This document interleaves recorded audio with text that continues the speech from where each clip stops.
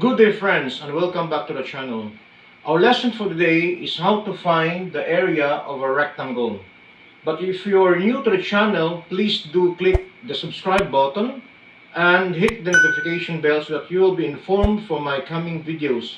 And I would like to take this opportunity to promote Gadgets 101PH. If you want to buy new gadgets like phones, iPhones, computer, smartwatches, and other electronic devices, please visit this Facebook page, Gadgets 101PH. Okay, how to find the area of a rectangle. So this is the formula. So this is very simple. In finding the area of a rectangle, you just multiply the length times the width. Example number 1. So we have here a rectangle with a length of 10 meters, then the width is 7 meters. So again, the formula is area equals length times the width. So let's multiply. So the length is 10 meters multiplied by the width 7 meters.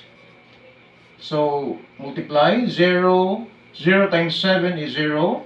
Then 7 times 1 is 7. So it's 70. Then meters times meters is meters squared. So the answer here is 70 square meters. Example number 2. The length of this rectangle is 15 centimeters, then the width is 10 centimeters. Let's try to get the area. So again, the formula is length times the width. So let's multiply 15 centimeters multiplied by 10 centimeters. Okay, let's start. 0 times 5 is 0. 0 times 1 is 0. Then the second digit. 1 times 5 is 5. Then 1 times 1 is 1. Add 0. 0 plus 5 is 5. Then bring down 1. Then centimeters multiplied by centimeters is cm squared.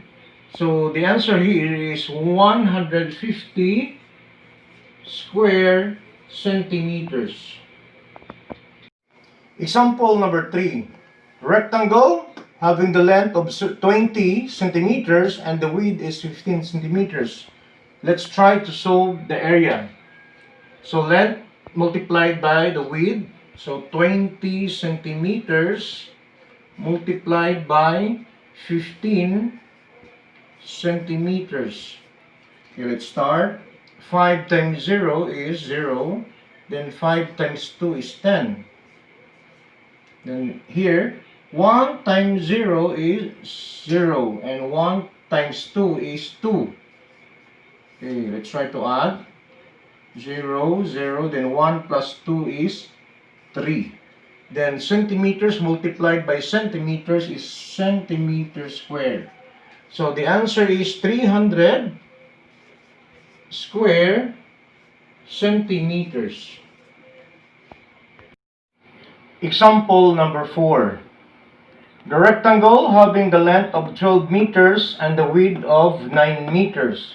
So let's try to get the area. So let's multiply 12 meters times 9 meters. So 9 times 2 is 18. So 8 carry 1. Then 9 times 1 is 9 plus 1 is 10. Then meters times meters is meters squared.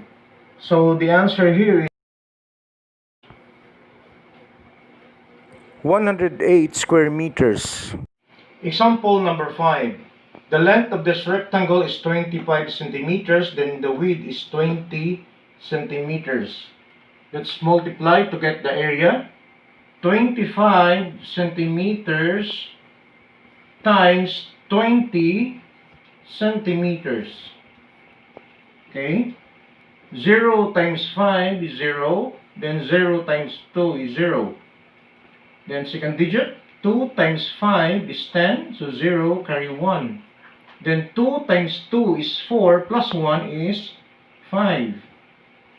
Okay, add 0, 0, then 5. Then centimeters multiplied by centimeters is centimeters squared. So the answer here is 500 square centimeters. Example number 6. The length is 30 meters, then the width of this rectangle is 25 meters. Let's try to solve for the area. Multiply 30 meters by 25 meters. 5 times 0 is 0, then 5 times 3 is 15. Then second digit, 2 times 0 is 0, then 2 times 3 is 6. Add 0, then 5 plus 0 is 5, then 1 plus 6 is 7. Then meters multiplied by meters is meters squared. So the answer here is 750 square meters. So this is the end of our tutorial today, and I hope you had learned something new from our math tutorial. So if you had learned something new, please do click the subscribe button and hit the notification bell. Goodbye!